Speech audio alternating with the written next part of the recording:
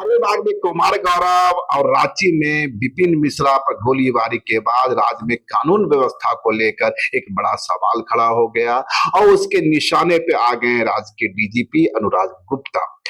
CP Singh ने सदन के अंदर उन्हें बेशर्म कहा। इसके बाद सूबे की सियासत तेज हो गई। कई लोगों ने यह माना कि सीपी सिंह का जो यह बयान है उनके कद के अनुरूप नहीं है, जिस संसदीय भाषा का इस्तेमाल की आशा उनसे की जाती है वह उस पर खरे नहीं उतर रहे हैं। हालांकि बाद में सीपी सिंह की ओर से कहा गया कि वे माफी नहीं मांगेंगे, वे अपने बयान पर कायम हैं। तो इस बीच हमारे साथ हैं ओबीसी राष्ट्रीय ओबीसी मोर्चा के राजेश गुप्ता जी। राजेश गुप्ता जी ने भी कल इस मामले में तल्ख प्रतिक्रिया व्यक्त की है। राजेश गुप्ता जी, सीपी सिंह के बयान पे आप लोग इतना हो हंगामा क्यों मचा रहे हैं? नहीं नहीं नहीं, हो हंगामा की क्या बात है। आप एक वरिष्ठ विधायक हैं, सदन किस बात के लिए होती है? व्यक्तिगत हमले की बात होती है कि इस समस्याओं का समाधान का विचार विमर्श होता है। अगर आप, मुझे तो ये लगता है कि आप अनुराग गुप्ता जो डीजीपी हैं उनसे आप पूर्वाग्रह से पीड़ित हैं। अगर आपको कोई उनसे शिकायत थी, कोई परेशानी थी या कुछ है, तो आपको बैठना चाहिए, सवाल करना चाहिए और फिर समाधान बताना चाहिए। तो आप एकदम सीधे से जो है आप पूरे पुलिस प्रशासन को डेमोरलाइज करने का काम कर रहे हैं, जो जनता के लिए जो काम कर रही है पुलिस। तो आपको क्या लगता है कि डीजीपी को इसलिए निशाना बनाया जा रहा है कि वो पिछड़ी जाति से आते हैं? नहीं नहीं, देखिए वो सामंती मानसिकता के हैं ही वो। किसकी बात कर रहे हैं? मैं सीपी सिंह की बात कर रहा हूं। उनको कोई बात तो हजम नहीं होती कि पिछड़े, दलित, आदिवासी।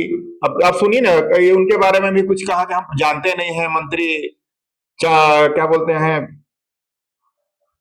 चमड़ा लिंडा के बारे में। उनकी टोपी पर भी सवाल खड़ा है। हाँ, तो उनको ये हजम नहीं होता है कि दलित पिछड़े समाज जो ऊपर उठ रहे हैं उनको पेट में दर्द होने लगती है।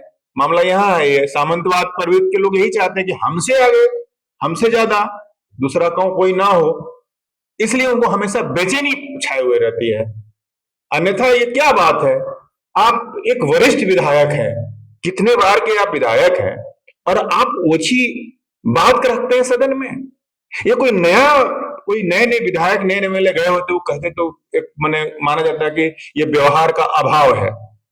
आप तो एक मजे मजाए हैं आप। आपको याद होगा कि कुछ दिन पहले सीपी सिंह ने हेमंत सरकार को मलेच्छों की सरकार भी बोला था। उन्होंने कहा था कि ये जो सरकार है ये मलेच्छ लोगों की सरकार है। उसके बाद आदिवासी समुदाय की ओर से तीखी प्रतिक्रिया व्यक्त की गई थी। तो आपको क्या लगता है कि सीपी सिंह की आदत है, प्रवृत्ति है? सर मैं बता दिया आपको, मैं इसका बहुत सारा उदाहरण दे सकता हूं। ये इनके अंदर सामंती मानसिकता है, उधेड़ रहता है कि अब तो सामंतवाद समाप्त हो गया है, लेकिन दिमाग में उनकी मानसिकता भरी हुई है कि मलेच्छों की सरकार, मतलब दलित आदिवासी लोकतंत्र में शासन व्यवस्था नहीं बदल सकते हैं। वो अगर बन गए तो इनको तकलीफ हो रही है, पेट में मड़ोर हो रही है। ये सामंतवाद का यही पहचान है। आप पिछले दिनों मंत्री बन्ना गुप्ता को कह दिए कि टेम्पू चालक बन गए हैं मंत्री। अरे लोकतंत्र है साहब, एक चाय वाला बन गया तो वहां आरती उतारने जाते हैं। हाँ, चाय वाला को कह के बहुत शोभा मैन बन गया, चाय वाला प्रधानमंत्री बन गया। और टेम्पू वाला बन गया तो उसको जो है कि टेम्पू वाले बन जाते हैं मंत्री। और हेमंत जी बन गए, आदिवासी समाज से आ रहे हैं, तो मलेच्छ की हो गई। राज्य में यदि हत्याएं होगी, अपराधियों का मनोबल बढ़ेगा, सरेआम गोलियां चलेगी, तब सवाल तो खड़ा किया जाएगा ना। जरूर, मैं भी उस पर सवाल खड़ा कर रहा हूं, उसके पक्ष में हूं। इस राज्य में शांति व्यवस्था होनी चाहिए, अपराधियों का मनोबल को तोड़ना चाहिए, और ये होता है थाने से।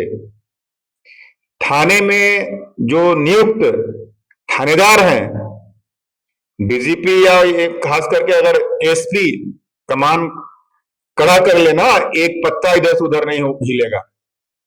आपकी जानकारी के लिए मैं बता दूं कि कल कानून व्यवस्था का सवाल खड़ा हो रहा था, डीजीपी कटघरे में थे, और अभी अभी जो खबर आई है उसके अनुसार अमन साव का इनकाउंटर कर दिया गया।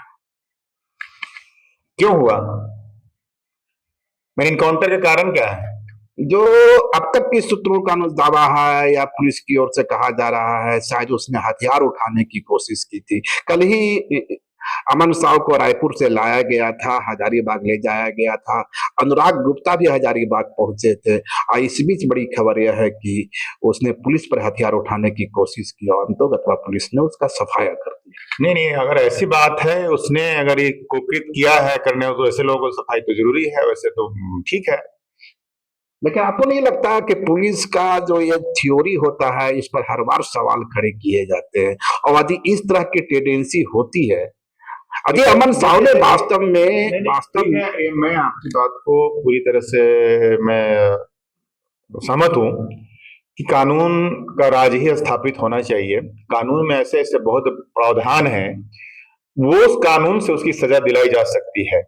लेकिन कानून के रखवाले, कानून को संचालित करने वाले जो हमारे शासन प्रशासन के लोग हैं, उसी में छिद्र है।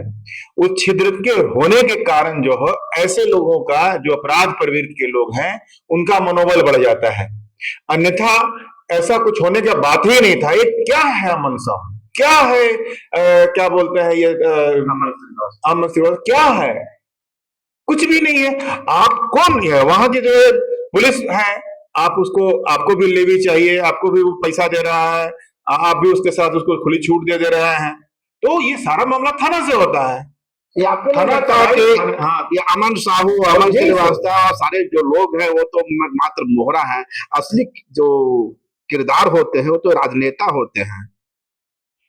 ये बड़े बड़े खदान जो चल रहे हैं और जिस कोयले पर वर्चस्व को लेकर लड़ाइयां हैं, उसको ऑपरेट कौन कर रहा है? नहीं तो इस पर निश्चित है कि सरकार को संज्ञान लेना चाहिए। अगर सरकार संलिप्त है तो बहुत ये माने गंभीर बात है। सुदेव कुमार सोनू जी ने कहा था कि झारखंड में बुलडोजर नहीं चलेगा।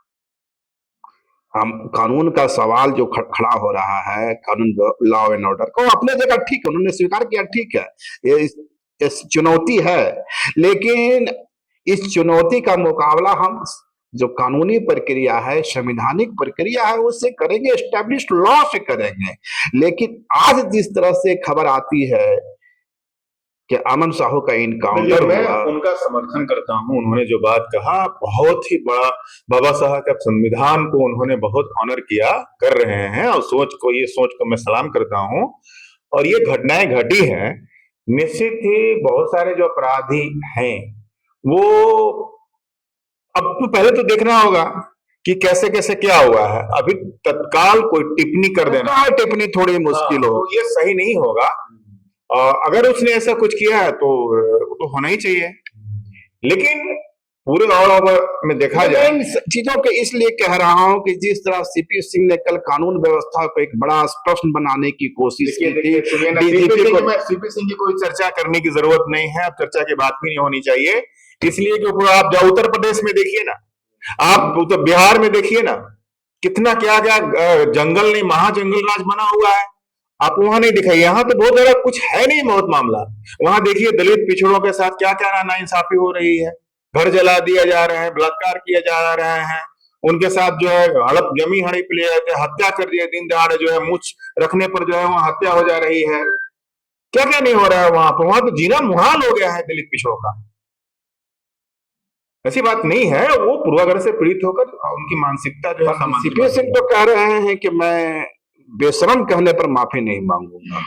अरे अब रिटायर्ड हर्ड है ना, रिटायर्ड हो गया, हम उन पर क्या टिप्पणी करना है, बस इतना ही कहना है। मेरा इसने उन पर यही कहना था कि आप एक वरिष्ठ विधायक थे, ये सदन जो है वो विचार विमर्श का होता है, उद्देश्य, उसका उद्देश्य होता है समस्याओं का समाधान का होता है, उसका जो है व्यक्तिगत हमले का वो जगह नहीं है।